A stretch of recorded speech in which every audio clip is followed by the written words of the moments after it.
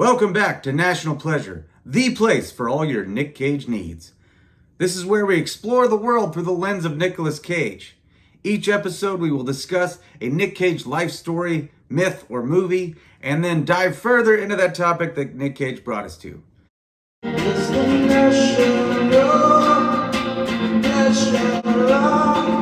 In this episode, we are going to discuss the time Nicolas Cage went on a real-life quest for the Holy Grail. I am not making this up. That's right, he actually told a reporter he went on a real-life quest to find the legendary Holy Grail. This sounds crazy. He's quoted as saying, "That was the time when I almost went on, you might call it a Grail quest." That's not a thing to throw in lightly. You might call it a Grail quest. I started following mythology and I was finding properties that aligned with that. It was almost like National Treasure. Of course, that didn't sustain. Which I found it odd that he said, of course, that didn't sustain his Grail quest. Because, I think a lot of us think that if anyone could find the Holy Grail, it would be Nicolas Cage. Am I right? He continued to say that he became obsessed with figuring out the Holy Grail's location. Asked by the reporter to clarify his quest, he explained, "You read a book, and in it there's a reference to another book, and then you buy that book, and then you attach the references. For me, it was all about where was the Grail? Was it here? Was it there? Is it at Glastonbury? Does it exist?" Wow, like this seriously sounds like Benjamin freaking Franklin Gates. I mean, this is National Treasure. He even compared it to National Treasure. Not in just this interview, but another one. The research led Cage to the Chalice Well in Glastonbury, where legend had it that in that place was a Grail chalice, or true cruets, rather, one of blood and one of sweat. He said the water tasted of blood, just as the story of Joseph of Arimathea says. Legend has it that Joseph hid the Holy Grail in the Chalice Well, and thus the water would taste of Christ's blood. He added, "I guess it's really because there's a lot of iron in the water." That's the more reasonable scientific explanation, I guess. Cage's trip to Glastonbury sparked buzz that his quest for the Holy Grail would have to go to Rhode Island. So I guess he got, like Benjamin Gates, he got another clue in Glastonbury that then took him to Rhode Island. But when I was first reading that, I was like, Rhode Island? Or this must be incorrect information. That doesn't sound like a place the Holy Grail would be at. But Cage did go to Rhode Island, and he ended up buying property. He said, "I don't know if I'm going to say that's why I bought the Rhode Island property, but I will say that is why I went to Rhode Island and happened to find the place beautiful. But yes, this had me put on a search around different areas, mostly in England, but also some places in the United States." He said what he ultimately found in his quest for the Grail was, what is the Grail but Earth itself? Which is such a deep Cageism, if you will.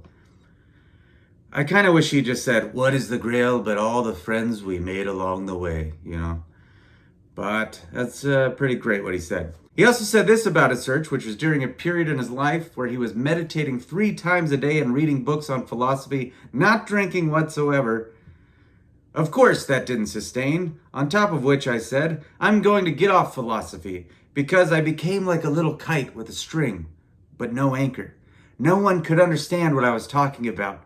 And I thought people would rather see me as an orangutan than as an eagle meditating on the mountaintop anyway. Man, that whole paragraph is just packed with Cageisms. I mean, that's fantastic. And I would argue that even without this period, people still kind of look at him this way, I guess, or he's still coming up with zingers like this left and right. He's still speaking like this. I don't think the meditating had a lot to do with it. I think that's just who he is. By the way, if you're interested in what Nic Cage's Grail quest would be now, this is what he had to say a few years back. There's this old sci-fi movie called Quatermass and the Pit. In the movie, someone says to Professor Quatermass, "Do you ever find your early career catching up with you?" And he says, "I never had a career, only work." I feel like that's where I'm at now. I never had a career, only work. I'm just going to keep working. It's kind of an odd answer to the question. His quest Grail is to keep working? Interesting. It's good for us, I suppose. I guess him leaving behind all these movies is a legacy for sure. And with all the stories floating about with him, This lore will carry on much like the lore of the Grail, am I right? I mean, I find it even more interesting. So this is what I know about Nic Cage and his quest for the Holy Grail. I love this story. This is the most Nic Cage story of all the Nic Cage mythology out there. Well, I say that now, but, each episode we're going to do another dive into some story of his, and I'll probably be saying that a lot. Like, each one is uniquely, beautifully Nicolas Cage. I mean, last week I talked about Nic Cage doing mushrooms with his cat, which also feels like the most Nic Cage story ever. But this makes sense to me on every level. This is so him. I love how inquisitive his mind is and where it took him in this instance. All right, now let's go over a few things. What is the Holy Grail? The Holy Grail is a legendary object that has been a source of mystery and fascination for centuries, appearing in ancient legends, movies, and modern culture. In the most common versions of the legend, the Holy Grail is the cup that Jesus used to drink wine with his disciples at the Last Supper and to collect his blood at the crucifixion. The Grail is also said to symbolize a mythical union with God, and finding it is the goal of many searches in the legend, including Nicolas Cage's. The legend of the Holy Grail is believed to have originated in the 1190s with Robert de Boron's Joseph de Arimathea, which suggests that Joseph of Arimathea and his descendants took the Grail to the far reaches of the Roman Empire to keep it safe, eventually ending up in Britain. The Grail became intertwined with the legend of the Holy Chalice, and the idea appears in works such as the Lancelot Grail Cycle and La Morte d'Arthur. In La Morte d'Arthur, the Grail appears in Arthur's court, and a voice commands the knights to find it. Lancelot is considered the best choice for the task, but his secret affair with Guinevere prevents him from completing the quest. His illegitimate son, Sir Galahad, is eventually able to finish the quest. And of course, Joseph of Arimathea, according to all four canonical Gospels, is the man who assumed responsibility for the burial of Jesus after his crucifixion. Legends hold that the Grail held the power to heal all wounds, deliver eternal youth, and grant everlasting happiness.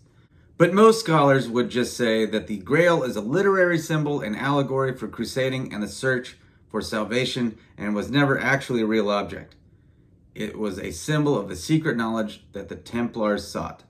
Any which way, it led us to the National Treasure franchise, along with Indiana Jones and the Last Crusade, Da Vinci Code, and let's not forget Monty Python and the Holy Grail. So maybe that's the real treasure of the Holy Grail. We got one of Nic Cage's best characters out of it in Benjamin Gates, so even if we never find it, it still led us to treasure. Now, what are the Knights Templar? You probably know this. They were a Catholic medieval military order whose members combined martial prowess with a monastic life to defend Christian holy sites and pilgrims in the Middle East and elsewhere. In many legends, they became guardians of the Holy Grail.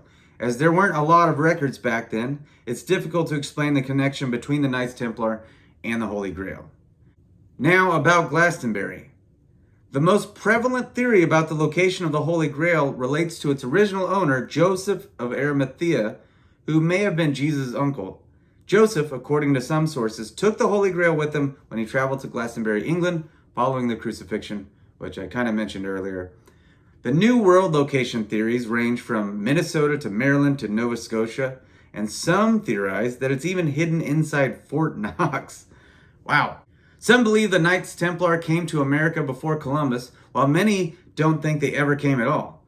Although I guess if you were this super secret operation carrying and protecting the Holy Grail, like many think they are, we wouldn't know, probably. They're not going to announce what happened, so who knows?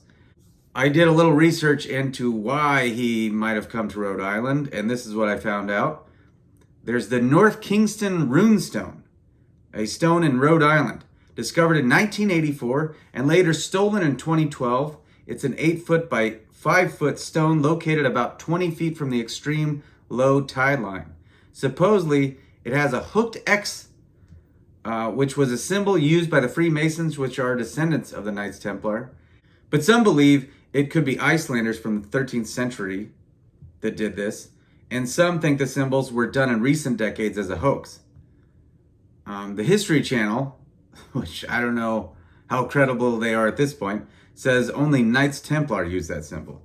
Now, there are 5 total stones with a hooked X found in America, 3 in Maine, 1 in Rhode Island, and 1 in Minnesota. In 1898, a Minnesota farmer clearing trees from his field uprooted a large stone covered with mysterious runes that tell a story of land acquisition and murder. It allegedly dates back to 1362 and was initially thought to be a hoax, but new evidence points to it being real, which means it could be a clue that the Knights Templar discovered America 100 years before Columbus, perhaps, bringing with them the Holy Grail. Wow, that's a sentence. Stones with similar markings have been found on islands across the Atlantic Ocean. The Knights Templar had thought to have been massacred, but maybe they escaped and left clues to their whereabouts on these stones. Like in Minnesota and in Rhode Island, the Knights Templar were thought to have fled to Maine after their prosecution in 1307, and the proof is in a trio of inscribed stones found near Spirit Pond in Phippsburg. Scott Walter, a forensic geologist, claims, not unlike in the Da Vinci Code, that the Holy Grail is not a cup, but rather the line of descendants from a secret marriage between Jesus Christ and Mary Magdalene. Although some scientists believe these stones are proof of a 15th century Norse voyage to Maine, and other scientists believe it's all a hoax. By the way, the stones are kept in storage, which is completely bonkers to me. Hey, there's these really important stones with all these clues, maybe to the Holy Grail. Oh, where are they? They're at, a storage facility. A quick summary. The Holy Grail was the chalice used by Jesus Christ at the Last Supper and to collect his blood during the crucifixion. Some churches claim to be the guardian of the Grail. According to our theory and legend, the Grail is a cup, dish, or stone that has healing powers and is guarded by the Fisher King in a hidden castle. It is said to grant eternal life, youth, happiness, and abundance to its bearer. It's like a Jesus genie lamp of some kind. Other conspiracy theories. Some think that the Grail is the womb of Mary Magdalene, and some think it's the descendants of Jesus. They claim that Jesus didn't die on the cross, and therefore didn't rise from the dead. Here are some other theorized locations. Some say Mont Segur. Some say the Rosslyn Chapel in Scotland. Jerusalem. Some say it's in the sewers of Jerusalem, while others think the Knights Templar took it from Jerusalem during the Crusades and protected it in France. An agate cup in the Cathedral of Valencia is the object most identified as the Holy Grail. And Pope Benedict XVI called it the most famous chalice in 2006. Other places in Europe that claim to have the Grail, Genoa and Lyon. This all kind of reminds me of like Paul Bunyan or Bigfoot here in the States, where it's like there's so many places that claim to be like the home to Paul Bunyan and or Sasquatch. She's like, no, we got the Grail. We got Bigfoot. We got the Grail and Bigfoot. For a thing that might be, in the end, just a cup, it's pretty polarizing. It's the most mysterious cup of all time. Jesus could have made a fortune selling the cup on eBay if it existed back then. In the end, it just depends on who you ask, I guess, what the Grail is. This is just the tip of the iceberg as far as relaying any information about the Holy Grail. I just kind of skimmed the surface here. I'm sure there are plenty of quacks out there that claim they have the Grail. We still don't know. The mystery remains. But even though it sounds like Nic Cage stopped his quest, it doesn't mean he won't come back to it. If anyone can find the Grail, it's him. He is worthy. Now, have I ever gone on a quest? Well, outside of watching all of Nic Cage's catalog of movies, what quests have I really been on? I once was arrested for obstruction of railroad property when I tried to drive to New Orleans. That was quite a quest. It's kind of embarrassing. Spent a night in the drunk tank with my friend Pat and a larger middle-aged guy. I was in my early 20s. It was all very weird. I don't know if that quite counts as a quest. It's definitely not as holy. I touched on doing mushrooms last week. I feel like mushrooms can be a quest. Actually, saying out loud that I've never been on a quest makes me want to go on a quest. And I guess in the end, my quest is to meet Nicolas Cage. That's a pretty great quest. I guess I heard someone message me on the Instagram for National Pleasure saying that he has a place in Vegas. Maybe I'll just hang out in Vegas, ask the locals, where they've heard he's been eating in town. And then I could ask the staff of one of those restaurants if there was a glass left behind that Nicolas Cage, drank from. That could be my actual Holy Grail. my Nic Cage Holy Grail chalice, you know? Also, I am completely joking about this, although it would be really fun. Now, what do I think happened to the Holy Grail? Well, I think it is in a Goodwill in Iowa. Wouldn't that be crazy if just like it got bounced around, ended up on a shipment container on a boat over to the States, ended up on a truck, nobody knew what it was, bounced around some more, it's just this old wood cup, looks worthless, and then somehow ends up at a Goodwill in Iowa. Now here's a fun thought for you guys. Do you think the Grail will ever be found, and after they find it, they will then take DNA from Jesus' blood in the cup and create a Jesus park, not unlike Jurassic Park, where Jesus will get on the loose and attack people? I mean, I would pay to see that movie.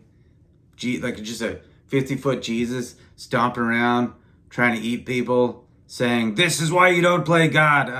Let's make that, guys. Let's all produce this film. Maybe Nicolas Cage can play Jesus in the movie. As I mentioned earlier, the Holy Grail led to movies such as National Treasure, Monty Python and the Holy Grail, Indiana Jones and the Last Crusade, and the Da Vinci Code movies.